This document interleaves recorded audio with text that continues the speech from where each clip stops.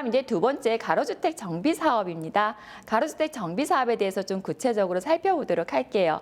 가로주택 정비 사업은 이건 역시 조금 다주택 정비 사업과는 조금 달라요. 가로주택 정비 사업은 이제 면적에 제한이 있어요. 전체 앞에 설명드렸던 것처럼 도로로 일단 둘러싸여 있어야 하고요. 면적이 1만 제곱미터 미만이어야 된다는 거죠. 재개발 재건축 사업은 대규모로 하는 사업인 반면에 가로주택 사업은 소규모로 하는 사업이기 때문에 아주 대규모 부지에서 사업을 시행하는 게 아니라 1만 제곱미터 미만의 부지에서 사업을 시행하는 그런 곳입니다. 그렇기 때문에 또한 대신에 이제 도로로 둘러싸여 있는 이런 조건을 가지고 있지만 여기 어떤 도시계획 도로나 이런 게 예정 부지가 되어 있으면 안 돼요. 도시계획 도로가 예정이 되어 있다면 사업을 할 수가 없겠죠. 그런 요건만 아니고 도로로 둘러싸여 있다 그러면 가로주택 정비 사업이 가능한 곳이고요. 역시 여기도 3분의 2 이상의 노후불량 건축물이 이 구역 안에 포함이 되어 있어야지만 사업 시행이 가능합니다.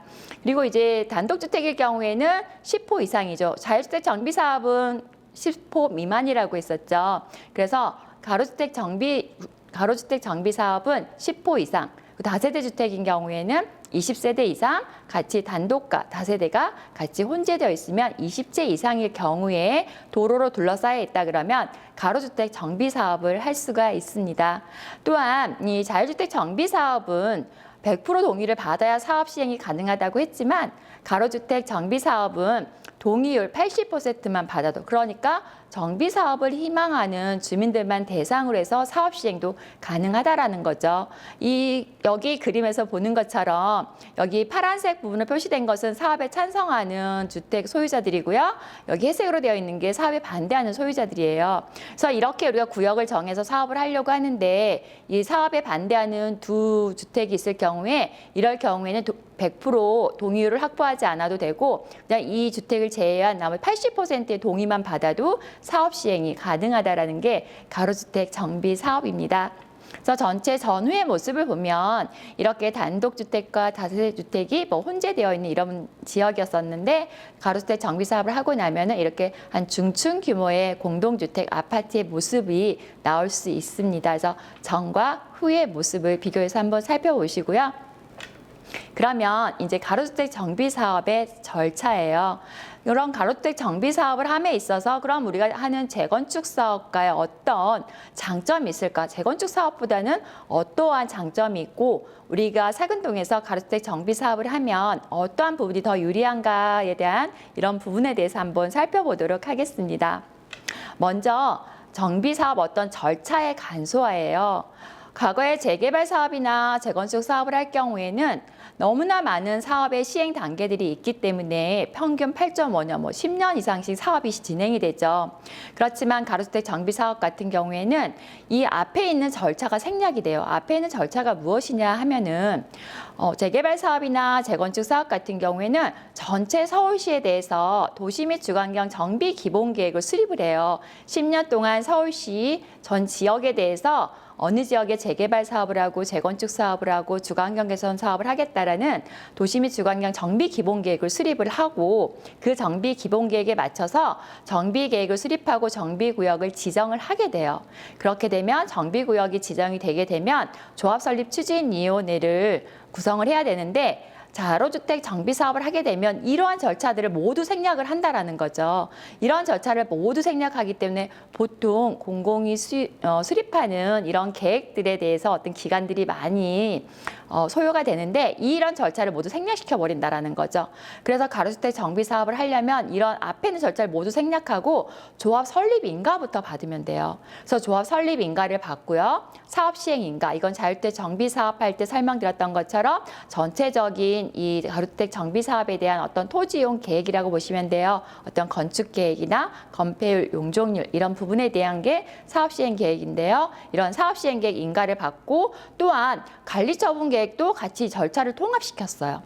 관리처분 계획, 재개발 재건축 사업은 사업 시행 인가를 받고 별도의 관리처분 계획을 수립을 하고 관리처분 계획 인가를 받아야 되는데 가로주택 정비 사업은 이거를 절차를 생략하고 있습니다. 생략해서 사업시행인가와 관리처분 계획인가를 통합시켰어요. 통합시키다 보니까 역시나 사업 절차가 단순화되어서 사업 비용이 절감될 수 있는 이러한 장점이 있겠죠.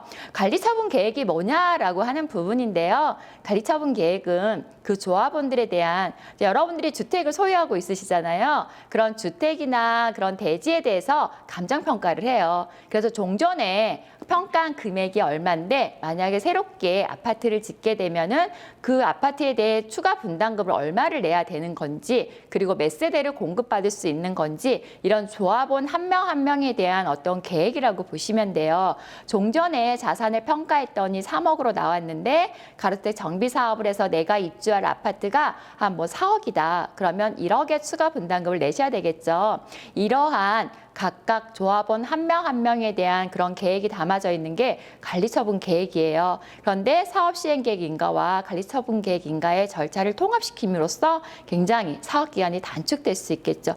사업기간이 단축된다는 거는 역시 사업비용의 절감과 함께 연계된다고 볼 수가 있어요. 사업비용이 절감이 되어야지 조합원들이 낼 수 있는 분담금이 그만큼 줄어들 수 있는 부분이겠죠. 그 다음에 여기도 가로주택 정비 사업에서도 임대주택 건설에 관한 특례예요. 이건 앞에서 말씀드렸던 자율주택 정비 사업과 동일하다고 보시면 되겠고요. 이해로 이제 층수 완화에 대한 그런 부분이에요.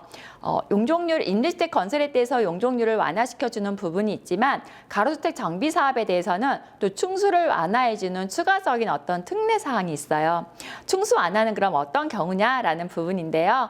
이것도 역시 공동주택이나 공공지원 민간 임대주택을 연면적 대비 20%나 임대주택 세대수 비율의 20% 이상 범위 안에서 건설하게 되면은 층수를 완화시켜주겠다라는 거예요. 근데 이거는 도시재생위원회 심의를 통해서 원래 2종 일반 주거지역인데 기존은 7층 이하예요. 7층 이하지만 가로주택 정비 사업을 하게 되면은 15층 이하까지도 건축이 가능하다라는 거죠. 그래서 저층에 임대주택을 건설을 하게 되면은 15층 이하로도 건축이 가능하다. 그래서 오히려 임대주택을 건설함으로써 조합원들이 더 손해를 보는 게 아니라 임대주택 건설로 인해서 7층만 지을 수 있는 부분이지만 임대주택을 건설하게 됨으로써 오히려 15층 이하로 건축이 가능하기 때문에 굉장히 많이 층수를 완화시켜주고 있어요.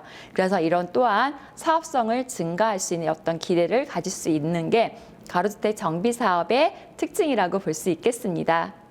그리고 이제 매도 청구가 가능해요. 앞에서 설명드렸던 것처럼 동의율이 80%만 받아도 사업이 가능하다고 했었죠. 그렇지만 이제 그 동의를 하지 않은 그 조합원들, 그러니까 조합 설립에 동의하지를 않았거나 분양 신청을 하라고 했는데 조합원이 분양 신청을 하지 않았거나 분양 신청을 종료 이전에 아예 분양 신청을 했다가 철회하는 경우가 있어요. 이런 경우에는 매도 청구가 가능하다라는 거죠. 조합에서 그러면 그 동의하지 않은 20%에 대해서 매도 청구가 가능하기 때문에 그 부지를 확보해서 사업 추진이 가능하다라는 게 가로주택 정비 사업만의 특징이라고 이해하시면 되겠습니다.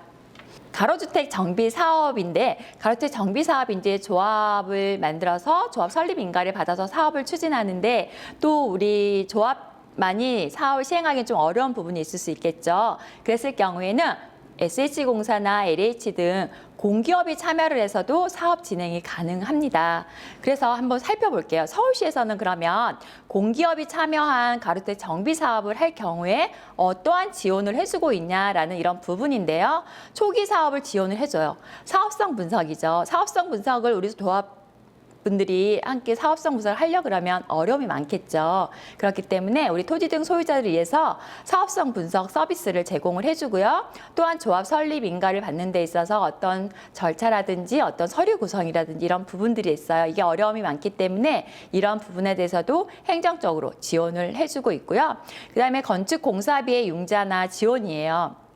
전체 건축 공사비의 40% 이내에서 관리처분 계획 인가 후에 최고 30억, 한 이자 2% 이내의 융자를 지원을 해주고 있습니다. 서울시에서.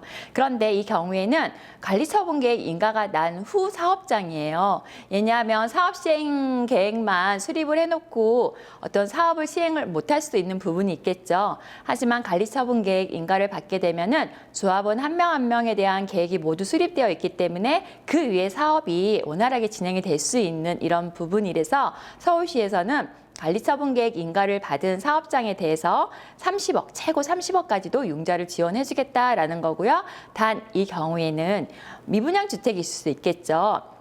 주택을 지었는데 뭐 조합원은 20명이었는데 세대수는 한 40세대였다. 그런데 그중에 분양을 하고 혹시 미분양이 날 수 있는 부분이 있겠죠. 그럼 그 부분에 대해서 서울시가 매입하는 그러한 사업장에 한해서 공사비를 지원을 해주겠다라는 거고요. 그래서 이제 SH나 LH가 만약 공사에 직접 참여하게 되면 공동사업 시행자라도 참여가 가능하고요. 또한 그래서 미분양 주택을 매입을 하게 되는데요. 이렇게 됨으로써 오히려 사업을 하는 사업 시행 주체 조합원, 토지 등 소유자들 같은 경우에는 미분양의 위험성이 해소가 될 수가 있겠죠. 또한 공기업이 함께 참여하다 보니 어떤 우량 건설사들의 참여를 유도할 수도 있는 부분이고요. 금융회사나 보증회사들의 어떤 보증된 이런 회사가 함께 사업을 참여하기 때문에 사업에 대한 위험이 감소할 수 있는 부분입니다. 그리고 마지막으로 어떤 기술이나 행정적인 이런 업무 처리에 대한 이런 내용들도 마련을 해서 배포를 해주기 때문에 여러분들이 이런 가로주택 정비 사업을 시행하기에 어려움이 없이 공기업이 함께 참여하게 되면은 서울시에서 이렇게 지원을 해주고 있는 이런 내용입니다. 그래서 초기에 어떤 사업 지원인데요. 그러면 이제 우리 집에 가로주택 정비 사업을 하고 싶어요. 가로주택 정비 사업을 하고 싶은데 어떻게 해야 될까? 그러면 전체 토지 등 소유자예요. 20세대 이상이겠죠. 단독주택의 경우에 토지 등 소유자의 10% 이상만 일단 동의를 받으면 돼요. 동의를 받아서 이거 사업성 좀 검토해 주세요. 라고 이제 구청, 시청이나 구청에 신청을 해요. 사업 검토 의뢰를 신청을 하게 되면은 자치구, 우리 성동구에서 나와서 어떤 현황 조사를 하게 되고요. 그러면 이제 SH나 LH가 함께 각각 이제 계략 사업비라든지 조합원들이 내는 어떤 분담금 있죠? 분담금에 대해서 좀 추정을 해줄 수가 있어요. 이런 걸 좀 산정을 해서 토지 등 소유자에게 이제 알려주겠죠. 그러면 토지 등 소유자들이 이 정도의 어떤 사업성이 나오고 분담금을 내는 데 있어서 부담이 없겠구나라고 생각했을 때 사업을 결정하게 되겠죠. 그러면 그때 이제 조합 설립을 하게 되는 거고, 또 조합 설립 구성에 대해서는 역시 SH나 구청에서 자치구에서 지원을 해주고 있습니다. 그래서 이렇게 토지 등 소유자가 한 10% 동의를 받아서 사업성 검토 의뢰를 신청을 하게 되면 SH공사가 사업 규모도 검토해주고 사업비나 추정 분담금을 이런 부분들을 제공을 해줘요. 근데 이 부분에서 사업성 검토 비용의 1,000만 원에 대해서는 서울시가 지원을 해주고 있습니다. 그래서 가로주택 정비 사업을 하기 위해서는 초기에 이렇게 서울시에서 사업 지원을, 사업성 분석 서비스와 조합 설립을 위한 어떤 행정 서비스를 지원을 하고 있습니다. 그리고 이제 미분양 주택 매입이에요. 우리가 조합 설립 인가를 받아서 주택을 지었는데 주택이 일반 분양분이 분양이 안 되면 그 사업비를 조합원이 그대로 다 부담을 해야 되겠죠. 그렇기 때문에 어떤 사업의 위험성이 있을 수도 있어요. 하지만 서울시에서 이런 미분양 주택을 매입을 한다라는 거죠. 하지만 미분양 주택을 모두 매입하는 것은 아니고요. 임대주택으로 이걸 활용을 해요. 그렇기 때문에 전용 85제곱미터 이하여야 되고요. 3억 원 이하인 그런 미분양 주택에 한해서 서울시가 미분양 주택을 매입을 합니다. 그러면 서울시 같은 경우 지속적으로 어떤 임대주택 확보가 가능하겠죠. 그러면서 사업 시행자 또한 이런 미분양으로부터 발생할 수 있는 위험을 해소할 수 있고요. 안정적인 사업을 할 수 있는 이러한 구조로 가로주택 정비 사업이 시행이 된다라고 이해를 하시면 될 것 같습니다. 그래서 SH가 참여하는 가로주택 정비 사업의 사례를 하나 보여드릴게요. 여긴 SH가 하는 곳인데 관악구 효산연립이에요.